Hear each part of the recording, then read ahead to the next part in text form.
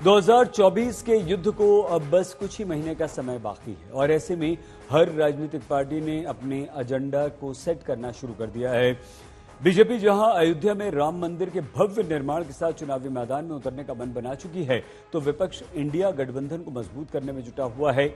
आज बीजेपी की 2 दिन की स्ट्रेटेजी बैठक दिल्ली में समाप्त हुई, जहां 2024 के चुनाव को लेकर रणनीति पर मंथन हुआ। लेकिन इस बैठक में बीजेपी ने राम मंदिर के लिए एक अलग सत्र रखा, जो ये बताता है कि बीजेपी उस मुद्दे को चुनाव में अच्छी तरह से भुनाने का मन बना चुकी है। और इसी से जुड़ी इस समय की एक बड़ी खबर आ रही है। बीजेपी ने राम मंदिर को बड़ा चुनावी मुद्दा बनाने का प्लान बैठक में बनाया है और दिल्ली में 2 दिन की जो बैठक चुनावी रणनीति को लेकर हुई, 2024 को लेकर दिल्ली में जो महत्वपूर्ण बैठक बीजेपी की हुई है, जिसमें प्रधानमंत्री नरेंद्र मोदी कल सम्मिलित हुए थे। आज अमित शाह थे, जेपी नड्डा तो लगातार 2 दिन इस बैठक में थे ही, संबोधन उन्हीं का अंत में सबसे रहा। तो मंदिर निर्माण की बात और राम मंदिर को एक 2024 में बीजेपी मुद्दा बनाएगी। राष्ट्रीय पदाधिकारियों की बैठक में ये निर्णय लिया गया है। प्रधानमंत्री नरेंद्र मोदी ने 50% की बात कही है। अमित शाह ने मंत्र दिया है, जीत का फॉर्मूला दिया है, तो विपक्षी दलों को घेरने का प्लान बनाया। मंदिर निर्माण पर विपक्ष के विरोध को मुद्दा बनाएगी। मंदिर निर्माण को लेकर बुकलेट भी जारी करेगी बीजेपी और विपक्ष जिस तरह से विरोध कर रहा है उसको मुद्दा बनाया जाए।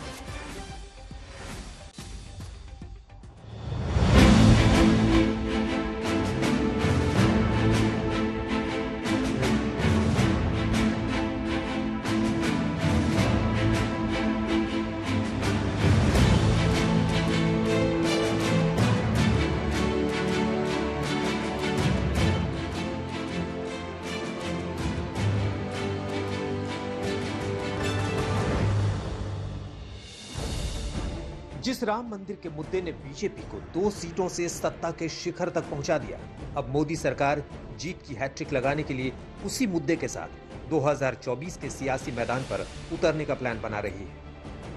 अयोध्या में भव्य राम मंदिर की तैयारियां अपने आखिरी चरण में है। ऐसे में राम मंदिर से जोड़कर चुनावी तैयारियों का खाका तैयार हो रहा है। दिल्ली में बीजेपी की 2 दिन की बैठक में राम मंदिर के लिए अलग सत्र रखा गया। यह सत्र करीब 30 मिनट का रखा गया, जिसमें राम मंदिर की तैयारियों को लेकर मंथन का कार्यक्रम रखा गया। बीजेपी इस ऐतिहासिक मौके की तैयारी में कोई कमी नहीं छोड़ना चाहती, जो कि 2024 का सबसे बड़ा मुद्दा बन सकता है। यही वजह है कि प्रधानमंत्री नरेंद्र मोदी अगले 1 महीने में 2 बार अयोध्या के दौरे पर जाने वाले हैं। 22 जनवरी को मंदिर की प्राण प्रतिष्ठा के कार्यक्रम में शामिल होंगे। वहीं 30 दिसंबर को भी अयोध्या का दौरा करने वाले हैं, जहां वो अयोध्या के एयरपोर्ट और अयोध्या धाम स्टेशन को हरी झंडी दिखाएंगे। इतना ही नहीं, अयोध्या से वंदे भारत ट्रेन का भी प्रधानमंत्री उद्घाटन करेंगे। जबकि 6000 करोड़ की विकास योजनाओं का तोहफा अयोध्या वासियों को मिलने वाला है। कहते हैं कि दिल्ली की सत्ता का रास्ता लखनऊ से होकर जाता है, लेकिन बीजेपी इस बार अयोध्या से दिल्ली पहुंचने की तैयारी कर रही है। इस बीच प्राण प्रतिष्ठा के निमंत्रण को लेकर भी सियासत जारी है।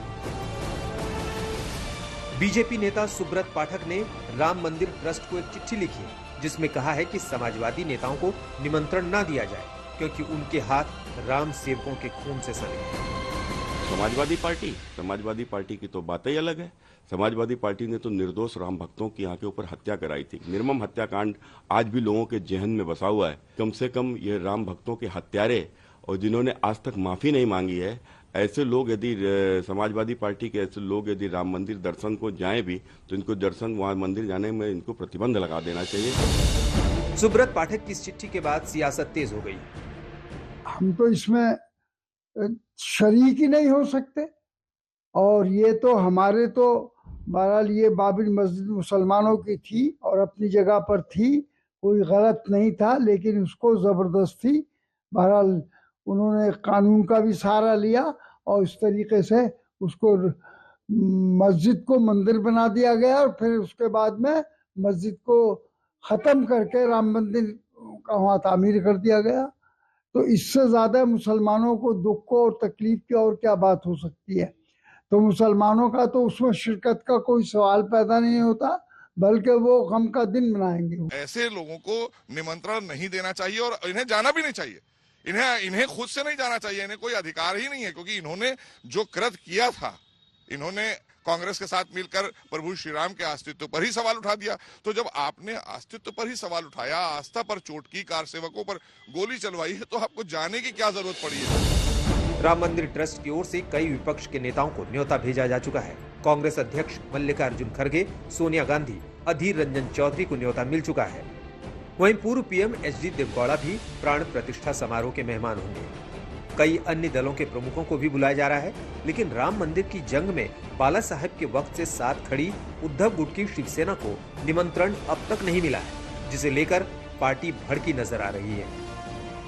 देखिए, जिसका योगदान है उनको कभी नहीं बुलाएंगे। अब तक तो नहीं आया है, क्योंकि हमारा बहुत बड़ा योगदान रहा बाला साहब ठाकरे जी का और शिवसेना का। तो हमको हमारा योगदान का हिस्सा नहीं मिलेगा। सब कुछ तो ये लोगों ने किया है ना। अगर आप राम मंदिर की क्रेडिट लेना चाहते हो तो देश में आज जो हो रहा है, पुंछ में हो रहा है, संसद में घुसपैठ हो रही है, उसकी भी जिम्मेदारी लो भाई। साफ है, अगले चुनाव में राम मंदिर एक बड़ा मुद्दा होने वाला है। यही वजह है कि बीजेपी तैयारियों में कोई कसर नहीं छोड़ना चाहती। आज तक ब्यूरो।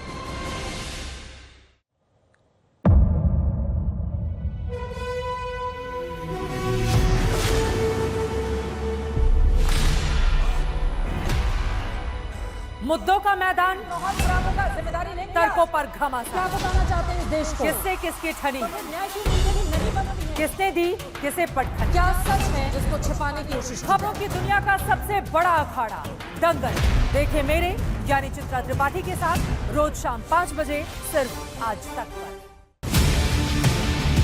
ना पक्ष ना विपक्ष,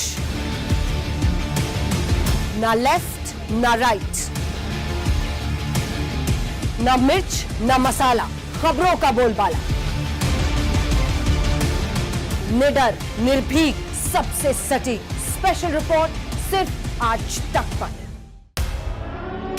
एयर रेड के ये सायरन समय समय पर आपको सुनाई देते। शौर्य की, भारत और चीन के बीच साहस की, सभी बाढ़ग्रस्त इलाकों का हवाई सर्वेक्षण किया है। सरोकार की, गाजीपुर में किसान से बातचीत करें। संघर्ष की, कश्मीर को आगे बढ़ना होगा।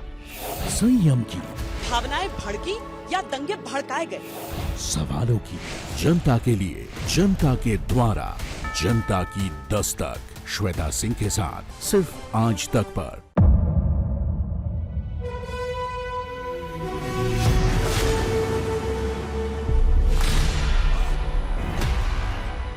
मुद्दों का मैदान, तर्कों पर घमासान। क्या बताना चाहते हैं इस देश को? किससे किसकी ठनी, न्याय की नीति नहीं बनती है। किसने दी किसे पटखनी। क्या सच है जिसको छिपाने की कोशिश? खबरों की दुनिया का सबसे बड़ा अखाड़ा दंगल देखे मेरे यानी चित्रा त्रिपाठी के साथ रोज शाम 5 बजे सिर्फ आज तक पर।